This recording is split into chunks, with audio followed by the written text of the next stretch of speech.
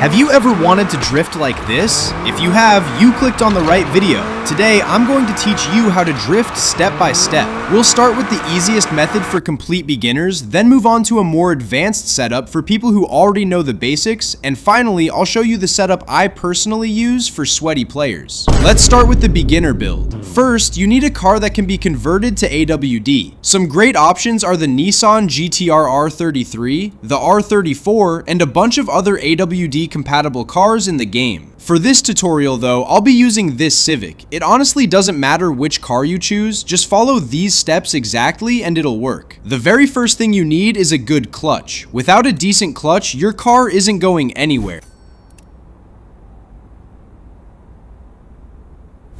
As you can see, this car currently has a FWD gearbox, so we're going to swap that for an AWD one. There are a lot of different gearboxes, but just look for one that says A/T AWD. For beginners, AWD is by far the easiest drivetrain to learn because it's much more forgiving and easier to control. Next is one of the most important upgrades. Install the two-way LSD. It's the one with the purple background. Now let's tune the drivetrain. Set your torque split to 50-50, then crank the LSD lock all the way up to 80%. Double check that you've done all of this correctly, no matter which car you're building. If you miss even one of these settings, the car won't feel right. Now it's time for the engine. When it comes to drifting, more power is almost always better. On cars like this Civic, the stock engine is already really solid, so I'm just going to fully upgrade it. As you can see, I'm buying the best performance parts available and installing everything. If you want to engine swap instead, that's completely fine too. The 1JZ and 2JZ are both great choices. The 2JZ did get nerfed in the last update though, so these days the 1JZ actually makes more power. Personally, I don't think you need to swap every car. Most of the time, a fully upgraded stock engine performs just fine. I know all these upgrades and tuning options can seem confusing at first, but once you've built a couple of cars, it becomes really easy. For drifting, power is king, so you can pretty much just install the best performance parts you can afford. Some upgrades cost as much as 70,000 cash, but I'm assuming you're rich like me. If you're not, let me know in the comments and I'll make a tutorial showing you the fastest ways to earn money. And if this tutorial helps you out, don't forget to leave a like and subscribe. It really helps the channel. Also, make sure to join my Discord server if you want to drift with the community. Alright, our beginner drift build is almost ready.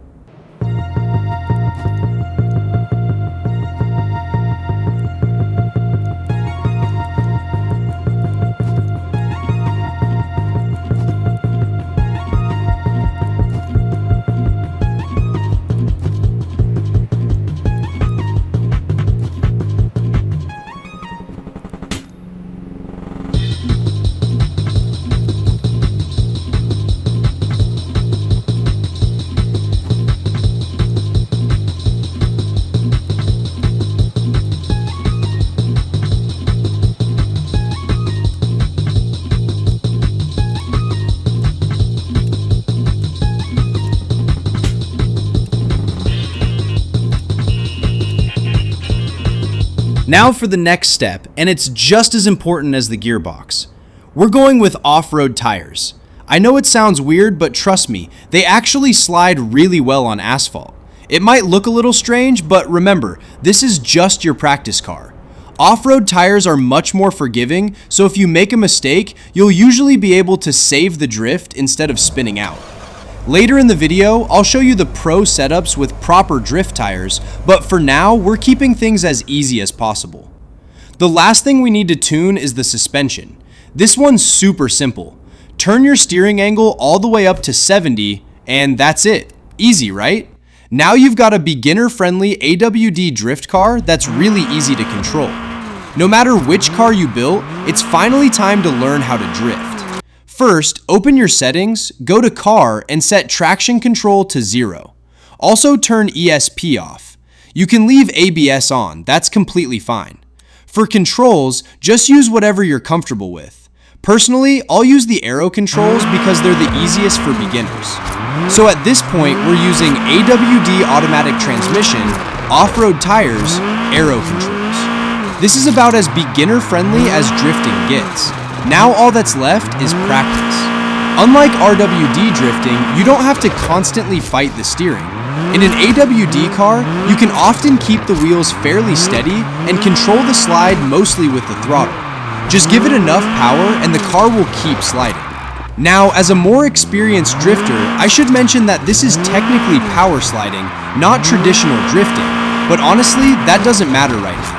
The goal is to get comfortable controlling the car sideways, and this is the easiest way to learn those fundamentals. And hey, even Ken Block was famous for incredible AWD drifting. Now that you've learned the basics, it's time to move on to the real challenge, RWD drifting. Now let's move on to the medium level. This is the next step after you've mastered AWD drifting and you're ready to learn RWD. At this stage, I'd actually recommend searching YouTube for some good community tunes. There are a lot of great setups out there, and finding one that matches your driving style can make a huge difference. For this example, we're still using off-road tires, but this time on a rear-wheel drive car. Since RWD is much harder to control, having a good tune is really important. One setup I can definitely recommend is Dino Terab's Altezza tune. It's super smooth and beginner friendly for learning RWD.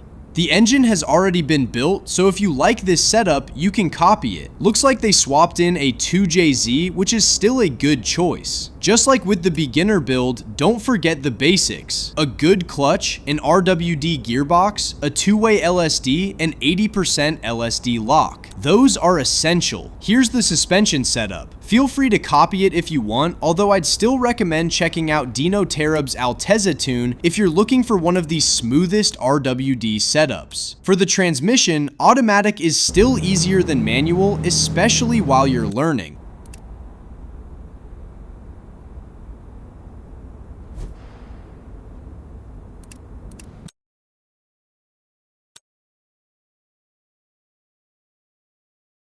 Use whichever controls feel most comfortable. You can play with a steering wheel, use arrows, or use tilt controls with zero sensitivity, which is what I personally prefer. The reason we're still using off-road tires is because they're much more forgiving. If you countersteer too quickly or make a small mistake, they're a lot easier to recover with than semi-slicks or touring tires. That's exactly why I wanted to include this as the medium difficulty tutorial. A lot of really skilled players still drift on off-road tires because they feel so smooth. For example, my friends Swag and Dino Terab are both incredibly clean with them. I'd even say this is probably the most popular way to drift in CPM2. That said, don't feel like you have to copy this exact setup. There are plenty of great tunes on YouTube, so try a few and see what works best for you. Personally, most of my own builds are made for semi-slicks and touring tires, and that's exactly what I'm going to show you next, the pro setups. Now it's time for the pro level, or as some people would call it, the sweat setup.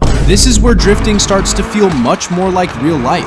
I'd recommend using tilt controls with zero sensitivity, a controller, or even a real steering wheel if you have one. At this level, your steering inputs actually matter. Unlike the beginner setups, this one won't forgive your mistakes. You have to countersteer correctly and constantly control the car yourself. For this setup, I want to give a huge shout out to my friend 211 CPM for making the tune. Thanks a lot, man. Under the hood, we're running the SR20, which is the S13's original engine. It makes around 600 horsepower. That's actually a little underpowered compared to a lot of builds in this game, but that's exactly why I drive it with a manual transmission. It gives a much more realistic drifting experience. In CPM2 and even CPM1, you have to do all the work yourself. That's what makes it so satisfying once you finally get it right. Now here's the most important part of the entire setup, the tires. If you're copying this build, pay close attention. Use semi-slicks on the rear and snow tires on the front. That's the setup 211 came up with, and it feels amazing.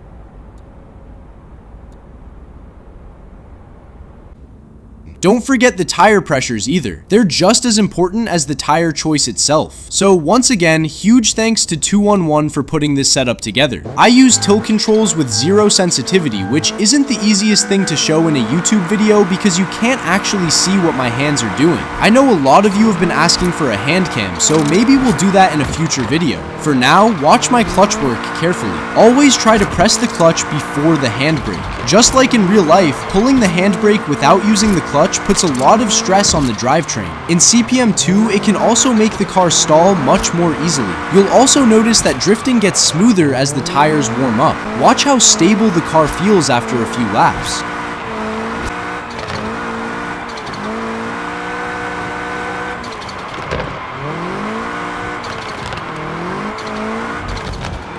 Right now, these tires are already worn in, so let's switch to a fresh set.